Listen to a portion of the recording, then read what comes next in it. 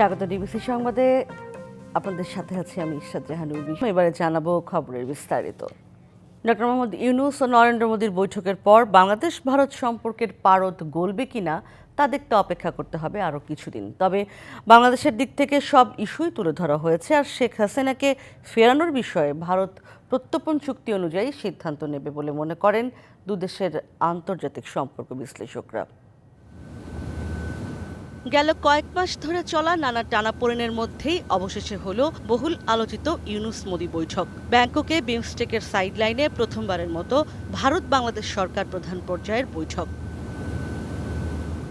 সাবেক প্রধানমন্ত্রীকে দেশে ফিরিয়ে বিচারের মুখোমুখি করার লক্ষ্যে চিঠি চালাচালি, ভারতের ভিসা বন্ধ অথবা সেভেন সিস্টার নিয়ে সরকারের ভাষ্য, সবই ছিল এ কমাসের আলোচিত ঘটনা। তাই এই বৈঠকের দিকে চোখ ছিল সবারই।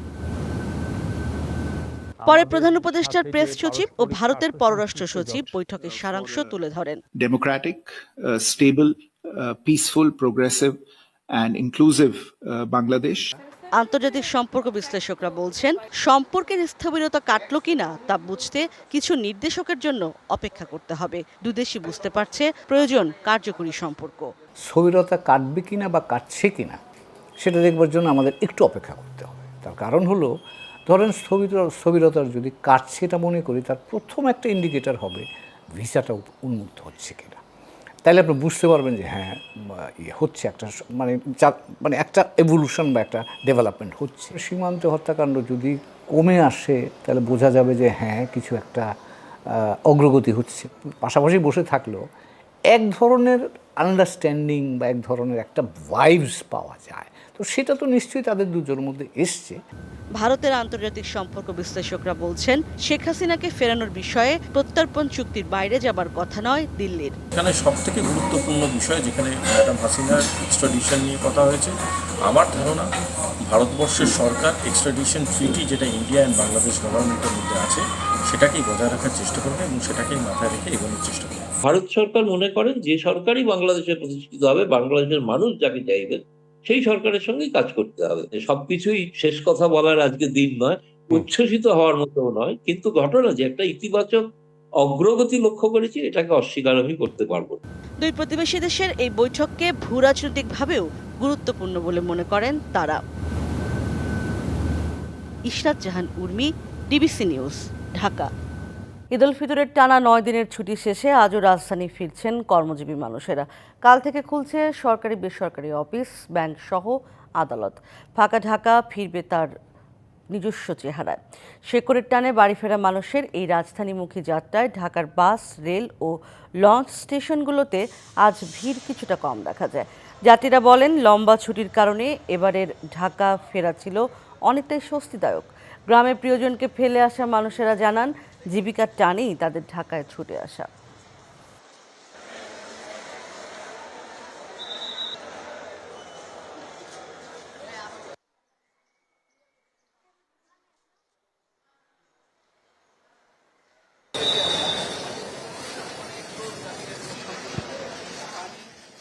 ট্রেনের জার্নি আমি সন্তোষজনক মনে করলাম এবং সন্তুষ্টভাবে আসলাম। রবিবার থেকে অফিস খোলা, আর আমি আসছি হচ্ছে কুড়িগ্রাম থেকে রংপুর এক্সপ্রেস দিয়ে। তো ঈদ যাত্রা ভালো ছিল। জয়দেবপুরে যেমন ধরনের একটা স্টপেজ দিছিল যাদের সুবিধা তারা নামবে, কিন্তু ওই অতিরিক্ত যাত্রী এমন ভাবে উঠতেছিল যে অসুস্থ মানুষও ঠিক মতো নামতে পারতেছে না, এরকম অবস্থা। এটা একটা সমস্যা, এটার সমাধান করা উচিত। ঈদের ছুটি শেষে কর্মজীবী সহ ছুটিতে ঢাকার বাইরে যারা গিয়েছিলেন তারা ফিরতে শুরু করেছেন। ঢাকায় ফেরা এই মানুষের খবর জানাতে কমলাপুর রেলওয়ে স্টেশন থেকে সহকর্মী মাহমুদুল হাসান নাজিম সরাসরি যুক্ত হচ্ছেন আমাদের সাথে। নাজিম, যারা ফিরছেন তারা নির্বিঘ্নে ফিরতে পারছেন কিনা, কি বলছেন, জানাবেন বিস্তারিত। উর্মি, আপনাকে ধন্যবাদ। আজকে সপ্তাহের শেষ শনিবার, যেহেতু আসলে কাল থেকে কিন্তু অফিসের পুরোদমে শুরু হয়ে যাবে, সেই ক্ষেত্রে আসলে ঢাকামুখী যে যাত্রী দেশের বিভিন্ন গন্তব্যে গিয়েছিলেন ঈদ উপলক্ষে তারা কিন্তু ফিরতে শুরু করেছে কাল থেকে, যেহেতু আসলে অফিস খোলা। তাদের কেউ আবার এখানে অভিযোগ করেছেন যে আসলে যারা টিকিট কেটে তারা সিট পেয়েছেন, আর এর সাথে বেশি কিন্তু যাত্রী পুরোপুরি স্ট্যান্ডিং টিকিট, আসলে তারা টিকিট ছাড়াই কিন্তু ট্রেনে উঠেছে। এই নিয়ে কিন্তু কিছুটা যাত্রীরা হতাশ প্রকাশ করেছে এবং তারা ক্ষোভও প্রকাশ করেছে। আরেকটি বিষয় হচ্ছে যে এটি আসলে 8টা 30 মিনিটে বুড়িমারি এক্সপ্রেস, এটি লালমনিরহাট হাটের উদ্দেশ্যে 8টা 30 মিনিটে ছেড়ে যাওয়ার কথা ছিল, সেটি কিন্তু 10টা 20-এ, অর্থাৎ পরবর্তীতে যে শিডিউলগুলো আছে এর ব্যতিক্রম কিন্তু হচ্ছে, তার পরবর্তীতে কিন্তু ডিলে হচ্ছে। তো সেই ক্ষেত্রে কিন্তু আসলে এই যে ঈদ যাত্রার কিছুটা ভোগান্তি এবং হয়রানি হচ্ছে বলে অভিযোগ করেছেন যে আসলে ওই ট্রেনের যাত্রীরা। গতকাল কিন্তু একই অবস্থা ছিল বুড়িমারি এক্সপ্রেসের। রেলওয়ের তারা সঙ্গে আমরা কথা বলার চেষ্টা করেছি, তিনি বলেছেন আসলে ইঞ্জিনের যে আসলে সংকট বা স্বল্পতার কারণে একটি গাড়ি আসার পরে আরেকটি গাড়ির ইঞ্জিন সংযোজন করা হয়, এই ক্ষেত্রে কিছুটা সময় তারা ব্যয় করছে। সব মিলিয়ে আসলে আনুষ্ঠানিকতা বলতে ভোগান্তিতে পড়ছে। তো সব মিলিয়ে যে কমলাপুর রেল স্টেশনে ঈদ যাত্রার যে স্বস্তির যাত্রা হচ্ছে, আসলে এবছর অনেক লম্বা ছুটি কাটানোর পরে কিন্তু যেন বাড়তি ভোগান্তিতে পড়তে না হয়, সেই ক্ষেত্রে কিন্তু তারা 2 দিনে 1 দিন আগে চলে আসছে। আর যেহেতু আসলে কাল থেকে কিন্তু পুরোপুরি অফিস আদালত স্কুল কলেজ শিক্ষা প্রতিষ্ঠান খোলা, সেই ক্ষেত্রে আজকে একটু বাড়তি চাপ সকাল থেকে কিন্তু লক্ষ্য করা গিয়েছে। প্রতিটি ট্রেনের কিন্তু পূর্ণ যাত্রী নিয়ে আসছে এবং অতিরিক্ত যাত্রী বলতে যে আসলে যারা সিটে করে আসছেন তাদের পাশাপাশি স্ট্যান্ডিং টিকেটে, অর্থাৎ ভরপুর পরিপূর্ণ যাত্রী নিয়ে কিন্তু দেশের বিভিন্ন গন্তব্যস্থান থেকে কিন্তু তারা কমলাপুর স্টেশনে আসছেন। এবং তারা যেটি বলেছেন আসলে এবারের ঈদ যাত্রা কিন্তু অনেকটাই স্বস্তি এবং আরামদায়ক হয়েছে। বেশ কিছু কাজ যেটি আসলে রেলওয়ে কর্তৃপক্ষর যদি একটু সুনির্দিষ্ট যে তাদের দৃষ্টি আনা যায়, হয়তো এই জায়গাগুলো তারা দাবি করেছেন যেন অন্ততপক্ষে এই জায়গাটি যেন নজর দেওয়ার দাবি জানিয়েছে। উর্মি, এই ছিল কমলাপুর অনেক স্টেশন ধন্যবাদ থেকে আমার আপনাকে কাছে। নাজিম, ধন্যবাদ। ঈদ সৌহার্দে নির্বাচনী উত্তাপ সরগরম রংপুরের রাজনীতি। নির্বাচনী এলাকার মাঠ চষে বেড়াচ্ছেন এনসিপির সদস্য সজীব আক্তার হোসেন ও মুখ্য সংগঠক সার্জিস আলম। তবে তারা ভোট চাইছেন না, পৌঁছে দিচ্ছেন দলের বার্তা। এদিকে উপহার আর শুভেচ্ছা বিনিময়ে সরব বিএনপি নেতারা, আর পোস্টারে পোস্টারে ভোটের হাওয়া ছড়াতে ব্যস্ত জামায়াত ইসলামী। আর নিজেদের ঘাঁটিতে অনেকটাই নিষ্ক্রিয় জাতীয় পার্টি। ঈদের আগেই রংপুরে আসেন জাতীয় নাগরিক পার্টি এনসিপির সদস্য সচিব আক্তার হোসেন। প্রায় 200 ভ্যানে হাজার নেতাকর্মী নিয়ে কাউনিয়া পীরগাছায় বড় শোডাউন করেন তিনি। এরপর থেকেই প্রতিদিনই ব্যস্ত গণসংযোগ, পথসভা, উঠান বৈঠক, সামাজিক কাজে। তবে ভোট নয়, পৌঁছে দিচ্ছেন দলের বার্তা, এমন দাবি তার। নির্বাচনে পৌঁছানোর আমরা তখনই ফর্মালি এন্ট্রি নেব যখন নির্বাচনের সময়কালটা ঘনিয়ে আসবে। আমরা মানুষের কাছে যখন যাচ্ছি, সেক্ষেত্রে আমরা গণপরিষদ নির্বাচনের যে বাস্তবতা সেটা মানুষের কাছে উত্থাপন করছি। দলের যে বার্তা সেটা মানুষের কাছে পৌঁছানোই এখন আমাদের কাছে সব থেকে মুখ্য বিষয়। একই সময়ে পঞ্চগড়ে এসে গাড়িবহরে শোডাউন করে সমালোচনার মুখে পড়েন মুখ্য সংগঠক সার্জিস আলম। তবে সব সমালোচনা পিছনে ফেলে জনগণের কাছাকাছি যাচ্ছেন তিনি। তুলে ধরছেন নতুন রাজনৈতিক বন্দোবস্তের কথা। আমরা এই তরুণ প্রজন্মকে সাথে নিয়ে দেশের জন্য কাজ করব। এতে যত ধরনের মানুষ অসৎ উদ্দেশ্য নিয়ে এতদিন কাজ করেছে তারা ধীরে ধীরে রাজনীতি থেকে অপ্রাসঙ্গিক হবে। প্রার্থীতা চূড়ান্ত হওয়ায় বিভাগের বিভিন্ন আসনে পোস্টারে ঈদ শুভেচ্ছা জানিয়েছে জামায়াত ইসলামী। চলছে গণসংযোগ। ছাত্রদের জন্য কাজ করেছি, আমরা এখানে অসহায় হতদরিদ্র মানুষের জন্য কাজ করেছি, আমরা এখানে অসুস্থ রোগীদের জন্য কাজ করেছি, আমরা বানভাসী মানুষের জন্য কাজ করেছি। আগামী নির্বাচনে এই এলাকার মানুষের কাছে যাচ্ছি, প্রতিটা দাঁড়ে দাঁড়ে আমরা পৌঁছানোর চেষ্টা করতেছি, মানুষের ব্যাপক সাড়া আমরা পাচ্ছি। এদিকে উপহার সামগ্রী বিতরণ, শুভেচ্ছা বিনিময় সহ সামাজিক কার্যক্রমে সরব বিএনপি। দলের সাংগঠনিক সম্পাদক আসাদুল হাবিব দুলু বিভাগের প্রতিটি জেলায় ঘন ঘন সফর করছেন। দল গুছিয়ে প্রস্তুতি নিচ্ছেন নির্বাচনের। আর প্রার্থিতা চূড়ান্ত না হওয়ায় মাঠ ধরে রাখছে সম্ভাব্য ব্যক্তিরা। ঈদের সঙ্গে নির্বাচনের উত্তাপটাও কিছুটা সংযুক্ত হয়েছে এবার। যেহেতু নির্বাচন সমাগত, যারা প্রার্থী হতে চান বা যারা ইচ্ছা প্রকাশ করেন তারা তো জনসম্পৃক্ততা বাড়াচ্ছেন। রাজনৈতিক কর্মকাণ্ডগুলোকে অত্যন্ত আমরা জোরদার করার চেষ্টা করতেছি, আগামী নির্বাচনে যাতে আমাদের এই বিভাগ থেকে ভালো ফলাফল আমরা করতে পারি। বিভাগের কুড়িগ্রাম, নীলফামারী, দিনাজপুর, ঠাকুরগাঁও, গাইবান্ধাতেও তৎপর বিএনপি জামায়াত নেতারা। এসব এলাকায় এনসিপির খুব একটা তৎপরতা চোখে পড়ছে না। তবে আগস্টে পট পরিবর্তনের পর অনেকটা নিষ্ক্রিয় জাতীয় পার্টি।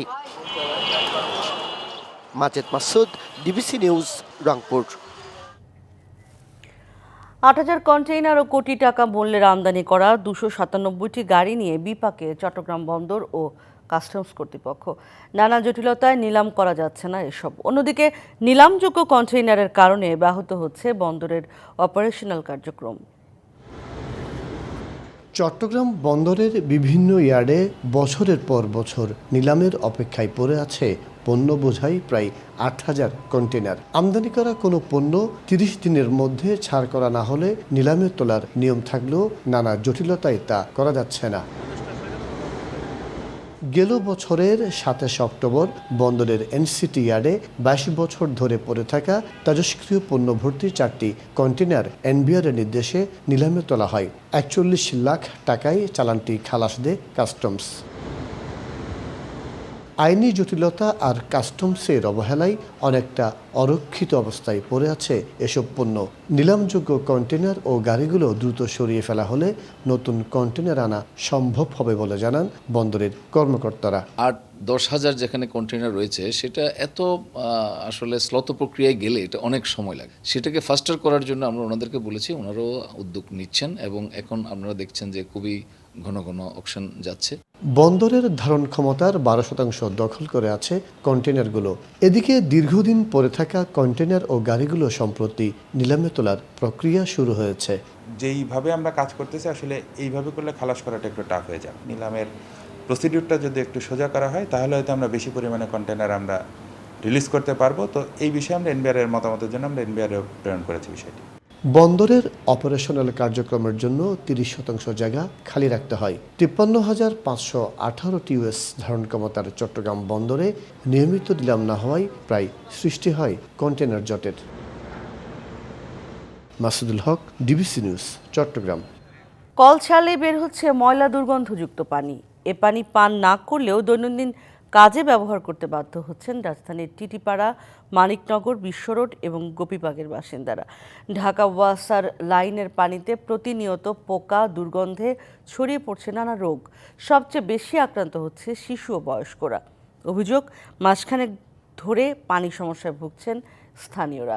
কেনা পানি ভরসা তাদের। বারবার জানালেও কোনো ব্যবস্থা নেয়নি ওয়াসা। ওয়াসার পানিতে ঘুরছে পোকা, ভাসছে ময়লা। এ পানি খাওয়া না গেলেও বাধ্য হয়ে ব্যবহার করছে রাজধানী টিটিপাড়া, গোপীবাগের বাসিন্দারা। গত ১ মাস ধরে গোপীবাগ বিশ্ব রোডের পাশেই ১৫ তলা ভবনের মানুষ ওয়াসার ময়লাযুক্ত পানি ব্যবহার করে পানিবাহিত রোগে ভুগছেন। এ ভবনে ৪০টি পরিবারের মধ্যে বেশি আক্রান্ত হয়েছেন শিশু, বয়স্করা। হ্যাঁ, ১ মাস ধরে তো আরও বেশি সমস্যা। আমার শাশুড়ি আম্মা আছেন, উনি তো বয়স্ক মানুষ, ওনার কিন্তু এই যে এখনো ডায়রিয়া চলছে। ঈদের আগের একদিন আগের থেকে ডায়রিয়া, আমি ওষুধ খাইও আমার কোনো হয় না। সরেজমিনে গিয়ে দেখা যায় কল ছাড়লেই বের হচ্ছে ময়লা পানি, যেখানে ঘোরাঘুরি করছে বড় বড় পোকা। দুর্গন্ধ তো নিত্যদিনের। মানে নর্দমার পানি যেরকম ময়লা ওরকমই ময়লা।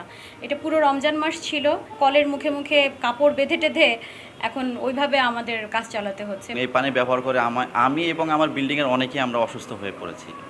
রাজধানীর টিটিপাড়া, মানিকনগর, বিশ্বরোড, গোপীবাগ বিশ্বরোড থেকে আরকে মিশন রোডের ব্রাদার্স ক্লাবের মাঠ পর্যন্ত এ এলাকায় আনুমানিক প্রায় ১ লাখ লোক বসবাস করেন। এসব এলাকায় পানি সংকটে রান্না ও গোসল করতে সমস্যা হচ্ছে স্থানীয়দের। পানিতে দুর্গন্ধ তো আছেই, এর সাথে একদম ডাইরেক্ট কেঁচো আসতেছে, পোকা কিলকিল করতে আছে। ময়লা পানির বিষয়টি ওয়াসাকে বারবার জানানো হলেও কোনো ব্যবস্থা নেয়নি। এর আগে কয়েকবার ওয়াসার পানিতে ময়লা ও পোকা পেয়েছে স্থানীয়রা, কিন্তু স্থায়ী সমাধান করেনি ওয়াসা। এমন অভিযোগের বিষয়ে ঢাকা ওয়াসার দায়িত্বশীল কারো বক্তব্য পাওয়া যায়নি। Rakib Hossain, DBC news, Dhaka. DBC সংবাদ এই ছিল এখনকার মতো। ডিবিসি নিউজের সংবাদগুলো পড়তে ভিজিট করুন dbcnews.tv আর ভিজিট করুন ডিবিসি নিউজের ফেসবুক পেজ এবং ইউটিউব চ্যানেল। সঙ্গে থাকুন।